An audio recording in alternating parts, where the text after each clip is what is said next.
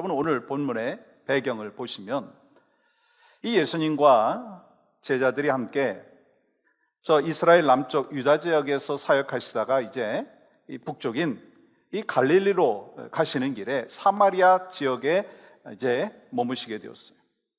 예수님께서 수가라고 하는 동네에서 잠깐 머무르시는 가운데 그곳에 우물가에서 한 여인을 만나는 것을 보게 됐죠. 그리고 예수님께서는 목마르지 않는 물을 원하는 여인에게 영원히 목마르지 않는 생수를 말씀을 하고 있는 것을 보게 됩니다. 여러분, 예수님과 이 여인과의 대화는요, 처음에 뭐로 시작했어요? 생수에서 시작했습니다. 그런데 예배로 이어지는 것을 보게 됩니다.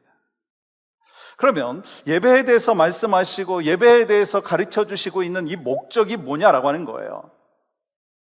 아무리 망가진 인생이고 상처난 인생이라 한다 할지라도, 막 낙심되고 좌절된 인생이라 한다 할지라도 예배를 통해서 우리의 영이, 우리의 삶이 회복되어진다라고 하는 것을 말씀하시기 위한 것이다라고 하는 거예요. 여러분과 제가 지난 한 주간 동안 어떻게 살았는지 우리 서로는 잘 모를 수 있지만 각자는 다 아실 것입니다. 참 상심된 마음으로 사셨고 낙심되고 좌절된 모습들도 있을 수 있습니다. 그런데 하나님께서 우리를 불러 모아주셔서 이 예배 현장에서 함께 하나님 앞에 예배함으로 인하여서 하나님께서 우리에게 허락해 주신 회복의 역사, 치유의 역사, 또 다시 한번 말씀으로 살겠다라고 하는 결단할 수 있고, 그러므로 인하여 우리의 삶이 변화되어질 수 있는 능력이 있다라고 하는 것입니다. 여러분, 이 사실 믿습니까? 그래서 오늘 본문 말씀은 우리의 사명인 참된 예배자가 되기 위해서 무엇이 필요한가? 이 첫 번째는요, 하나님을 만나는 예배자.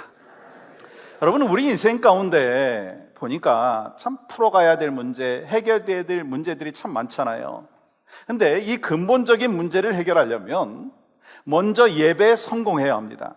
그러면 여러분, 예배에 성공한다라고 하는 것이 어떤 의미가 있죠? 하나님께서 원하시는 예배자가 되는 거예요.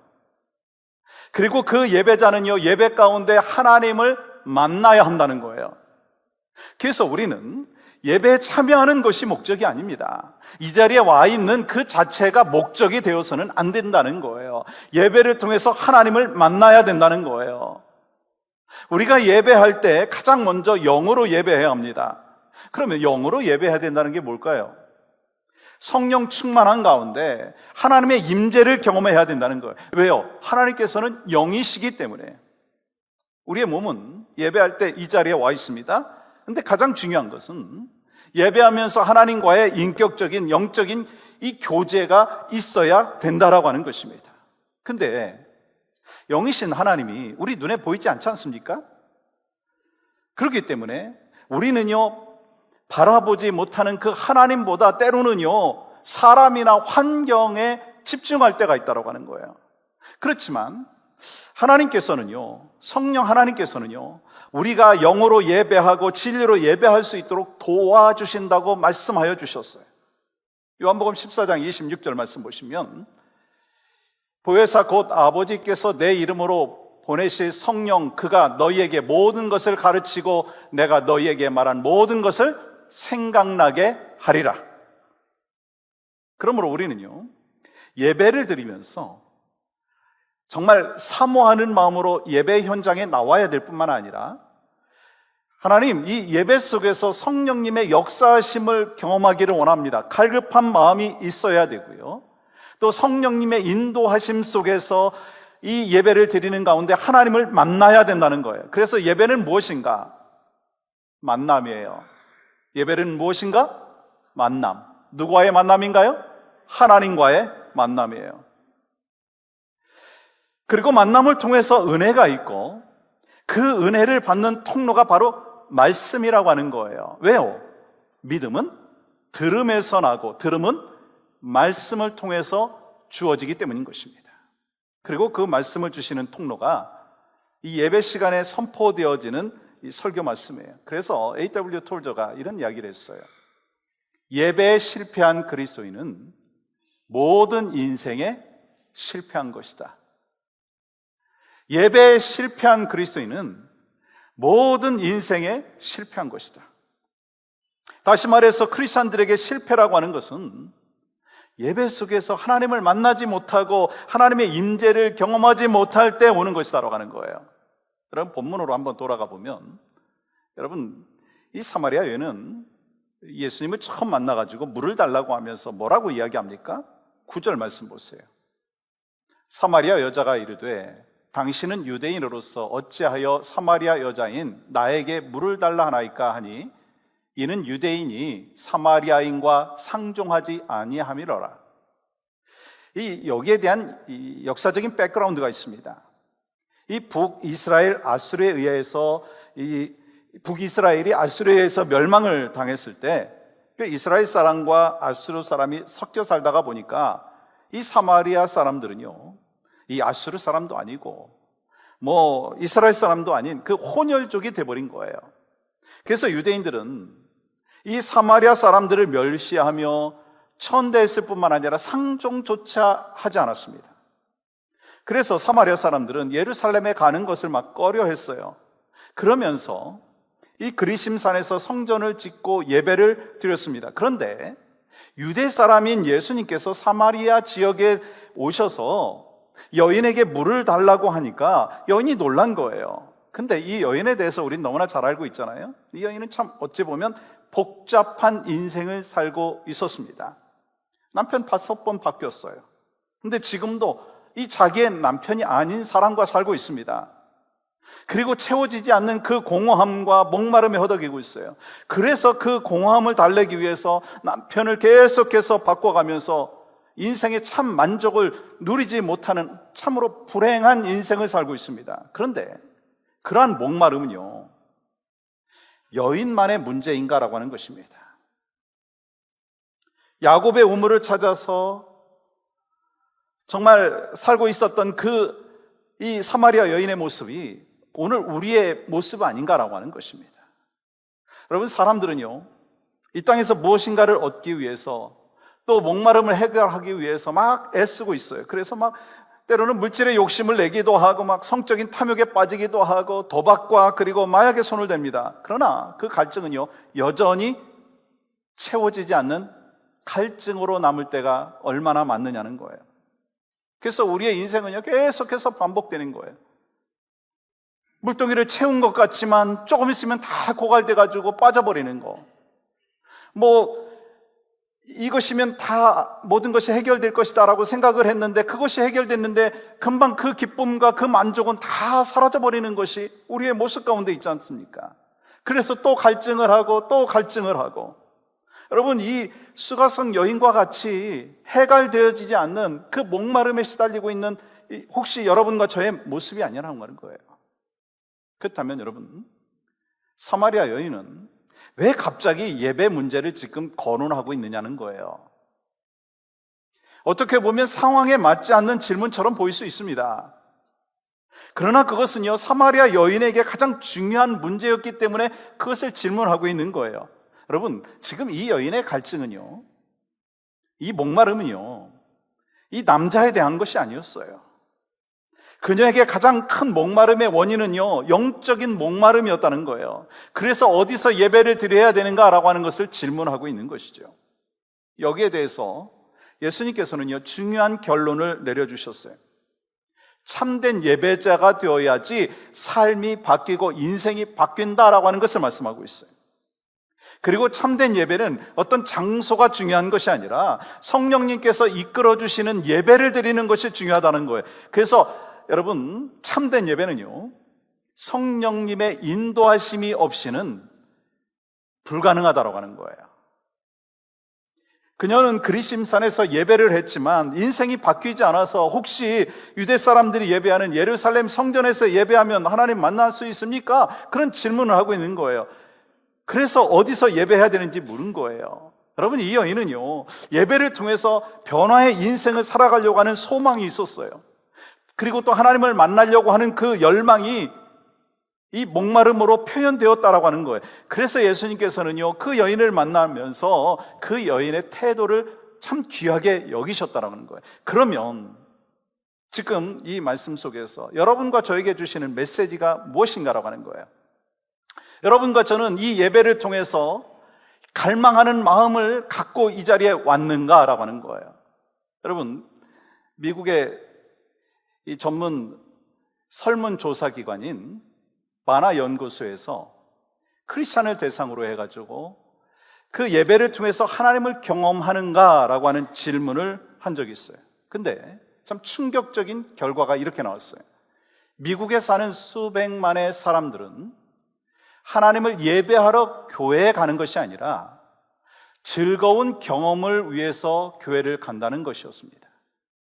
대부분의 미국인들은 하나님을 경배하기 위해서 교회에 가는 것이 아니라 자신의 만족, 자신의 필요를 위해서 교회에 간다는 거예요. 여러분, 이게 미국 사람들 이야기인가요? 혹시 여러분과 저의 모습은 어떻느냐라고 하는 거예요. 여러분, 오늘 이 교회에 나오시면서 정말 내가 하나님을 만나고자 하는 갈망하는 마음으로 나오셨습니까? 아니면 그냥 나의 삶의 루틴한 스케줄 속에 바로 주일은 교회 나가야 되는 것이니까 나와야 되겠다라고 하는 마음을 갖고 나오셨습니까? 정말 이 예배를 통해서 하나님을 만나고 하나님을 경험하며 또 하나님이 주시는 은혜를 사모하며 계십니까? 아니면 이 1시간 지나면 나는 일주일 동안 드릴 예배를 다 드렸다라고 하는 그 마음을 갖고 계시냐라고 하는 것입니다. 여러분, 지금 이 시간 예배하는 분들 가운데 정말 저는 그런 분이 한 분도 없을 거라고 생각해요. 근데 많은 사람들이 교회를 다니기는 하지만 하나님께 진정으로 예배하지 않는다는 거예요. 여러분, 참된 예배라는 것이 어떤 것인가? 내가 원하는 예배가 아니라 하나님께서 원하시는 예배라고 하는 거예요. 내가 원하는 설교가 아니라 하나님께서 원하시는 설교를 우리가 듣고 그 말씀 속에서 은혜를 경험해야 된다는 거예요. 내가 원하는 찬양이 아니라 하나님이 원하시는 찬양을 하나님 앞에 올려드려야 된다라고 하는 것입니다. 그러면 여러분과 제가 지금 그러한 예배를 드리고 있느냐는 거예요. 하나님은 사랑의 손길로 내게 다가오시고 말씀을 통해서 내게 다가오시고 손잡아 주시고 일으켜 주시고 붙잡아 주시고 계신데 정말 우리는 그 컨택해 오시는 그 하나님과 얼만큼 컨택하고 있느냐라고 하는 거예요. 스마트폰은 그렇게 오랫동안 컨택하면서 자주 컨택하면서 하나님과 컨택을 그렇게 많이 하지 못하고 있다면 이게 정말 크리스찬의 삶의 모습인가? 한번 점검해 보았으면 좋겠어요. 여러분, 존 메가더 목사님께서 예배에 대해서 이렇게 이야기했어요. 예배란 음악이 아니다. 예배란 하나님을 사랑하는 것이다. 예배란 하나님을 경배하는 것이다. 예배란 하나님이 누구인지 아는 것이며 그분을 송축하는 것이며 순종하는 것이며 그분이 생명의 길이라는 것을 선포하는 것이다.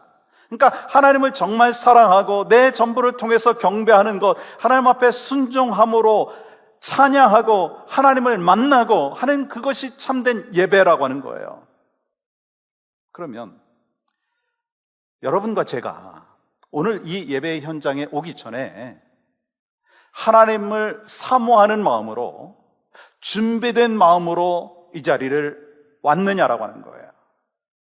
그리고 예배를 통해서 살아계신 하나님과 인격적인 지금 교류를 하고 있느냐라고 하는 거예요.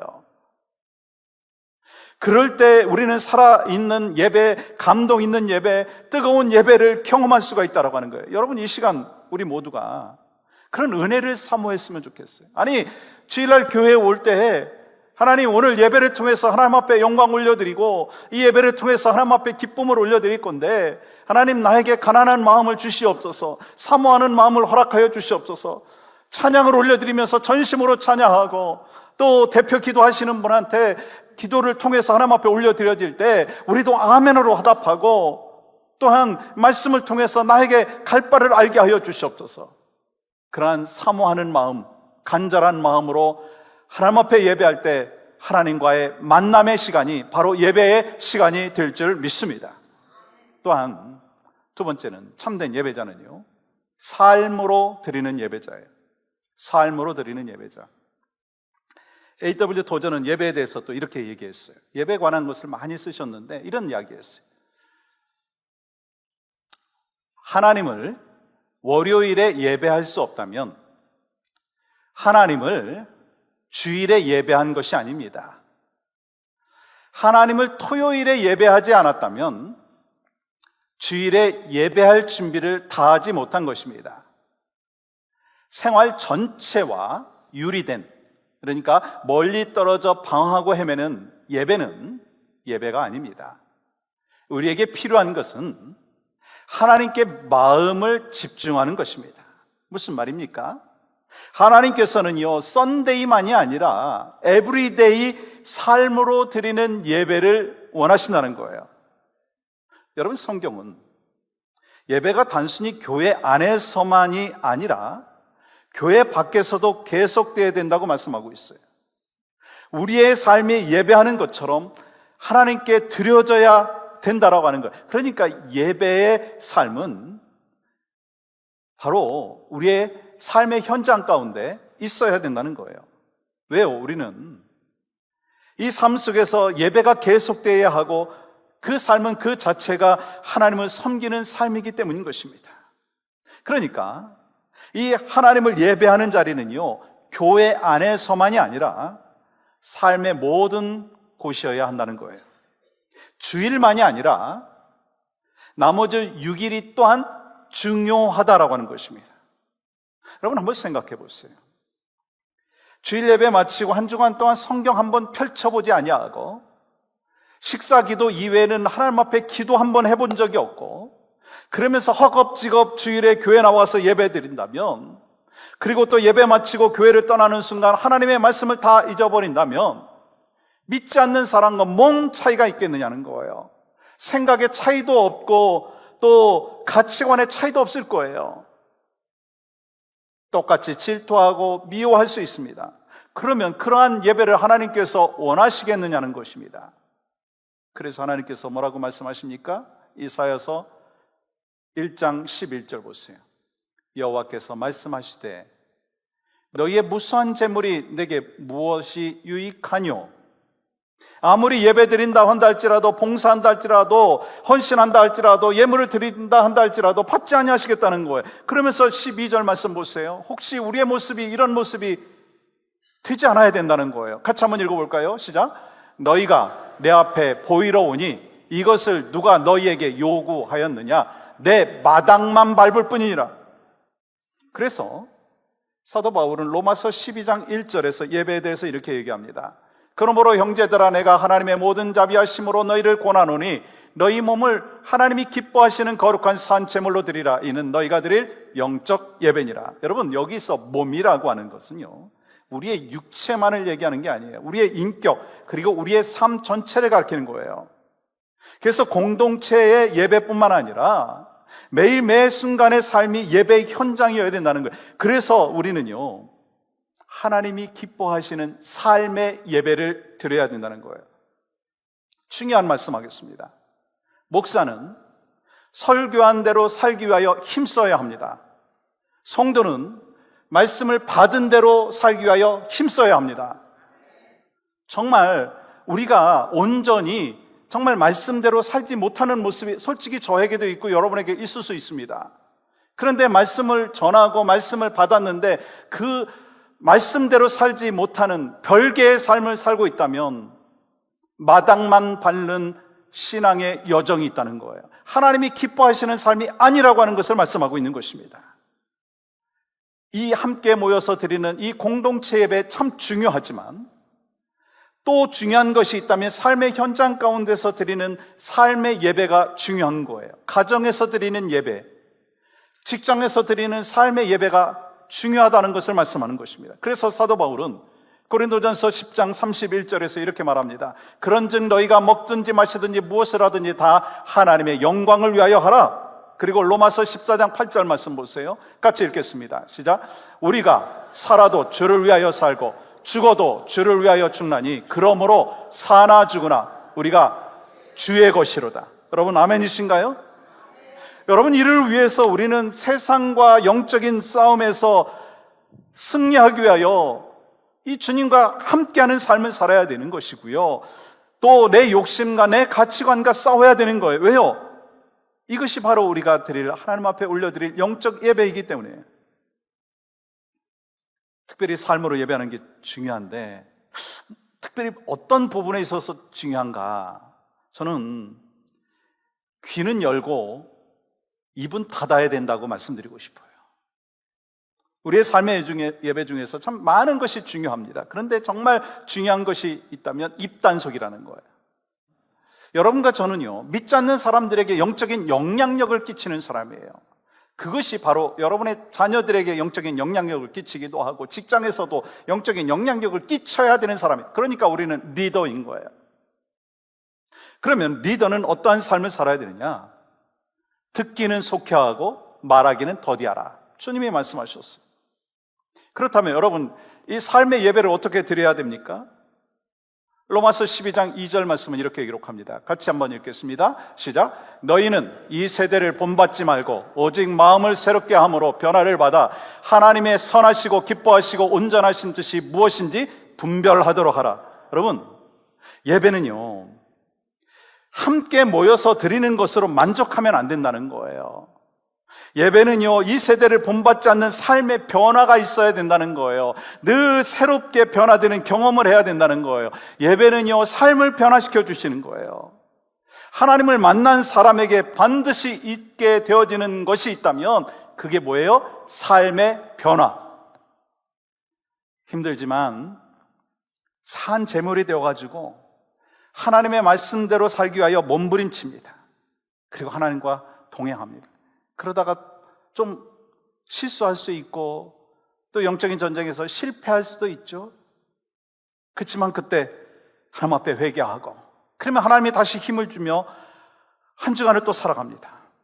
여러분, 그렇게 한 주간을 살다가 주님 전에 나와서 함께 예배하는 것을 생각해 보십시오. 여러분, 온 마음 다하여 찬양할 수밖에 없어요. 기도할 때도요, 간절히 기도할 수밖에 없어요. 하나님의 말씀을 받으면서도 이것이 나에게 주시는 말씀으로 받아들일 수밖에 없다는 거예요. 그때 하나님께서 예배를 받아주시는 줄 믿습니다. 여러분, 그런 예배가 어찌 능력이 없겠습니까? 여러분과 제가 그러한 예배를 드리기를 원하고 우리의 가정에서 그리고 예배 모든 성도들이 그러한 예배의 삶을 살아가는 은혜가 있기를 간절히 소망합니다. 그래서 예배를 통해서 영적인 능력을 회복하고 삶을 결단하고 변화의 역사가 있어야 된다는 거예요. 여러분, 그 사람이 누구여야 되겠습니까? 저를 설교를 준비하면서 그 사람이 누구여야 되겠는가 생각해 봤어요. 누굴까요? 저예요. 바로 여러분과 제가 그러한 삶을 살기를 소망합니다. 그래서 우리가 함께 모여서 드리는 이 예배 너무 소중해요. 정말 우리가 이 공동체 예배를 한 2주 빠져버리면은요, 그때 영적으로 막 성장한다라고 하는 분이 있으면 저한테 꼭 와주십시오. 그분은 정말 특별한 기적을 경험하는 거예요. 근데 정말 우리가 열심히 신앙생활하고 믿음의 성장의 모습이 있다 한다 할지라도 2주 이상 교회에 나오지 않고 이 온라인, 부득이하게 온라인으로 정말 영과 진리로 예배하지 않는다면 영적인 침체를 경험하는 건 정말 100%라고 할 수가 있습니다. 그래서 여러분, 우리가 함께 공동체에 모여서 드리는 예배가 참 중요하다라고 하는 거예요. 근데 그것만이 아니다라고 하는 것을 기억하십시오.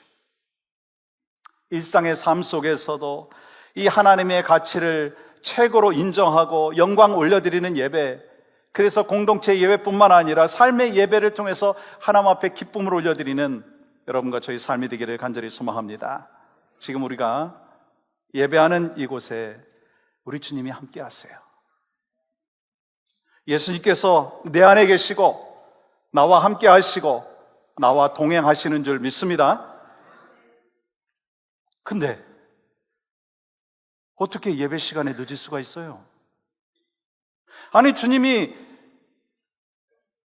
지금 다 은혜를 같이 받고 또 예배를 또한 함께 하나님 앞에 올려드릴 것을 결단했는데, 하나님께서는 기대하시는데, 아니, 주님이 지금 이 자리에 와 계시는데 어떻게 예배 시간에 늦을 수 있느냐는 거예요. 막 직장에 가는 거 칼같이 가요. 근데 교회 올 때는 항상 그 칼이 이렇게 문디어져 가지고 항상 늦는, 그러면 이 하나님께서 그걸 기뻐 받으실까요? 아니, 우리의 자녀들이 그걸 보고서 뭔 레슨을 받겠습니까? 그리고 축도 끝나기 전에 나가면 안 되는 거예요. 아니, 하나님 앞에 온전히 예배드리는 이 공동체 예배가 중요한데, 그래서 함께 하나님 앞에 온전히 예배하고, 또 이 공동체 예배가 끝나지면 또 삶의 현장 가운데 하나님 앞에 나가서 예배하는 거예요. 여러분은 어떻게 하나님을 예배하고 있습니까? 예배를 이 종교적인 어떤 활동으로 생각하시면 안 되는 거예요. 그리고 또한 주일 예배에 참여하면서 이건 그냥 의무니까 라고 하면서 그 나머지는 그냥 마음대로 살면 된다. 그러면 안 된다는 거예요. 예배당을 떠나면서 하나님 안녕히 계세요, 다음 주에 또 뵙겠습니다, 그러면 안 된다는 거예요. 바로 우리의 영혼의 죄를, 또 우리의 사망과 그 죄의 그 늪에서 있었던 우리의 영을 살려내 주신 것을 기억한다면, 아니 내 안에 예수 그리스도의 피가 흐른다라고 하는 것을 기억하고 있다면, 내 안에 예수 그리스도의 DNA가 있다라고 하는 것을 기억한다면 우리의 삶의 자세는 달라져야 된다는 거예요. 어저께 이제 BBS 준비하는 그 시간 있었어요. 아침부터 저녁까지 이렇게 준비하는데, 우리 이 볼런티어들, 티처, 또 TA, 또 그리고 또 우리 1세대들도 같이 이렇게 섬기고 KM, EM이 함께 더불어서 하는데, 제가 이렇게 얼음 잡아 보니까 한 50명 정도 나와서 수고하는 것 같아요. 근데 그렇게 수고하는 볼런티어들을 위해서 어느 집사님이 브라질리안 바비큐를 이렇게 막 준비를 하셔서 이게 서브를 하는 거예요. 또 그 음식을 이렇게 먹고 또 데코레이션하고 또 BBS를 준비하는 그 모습을 보면서 제가 뭔 생각을 했느냐면, 저게 예배다, 그 마음을 가졌어요. 봉사하고 섬기는 거, 또 그분들을 대접하는 거, 저게 예배다. 그리고 어저께 또 우리 그 커뮤니티 사역팀 안에 사랑 나눔 그 사역이 있거든요.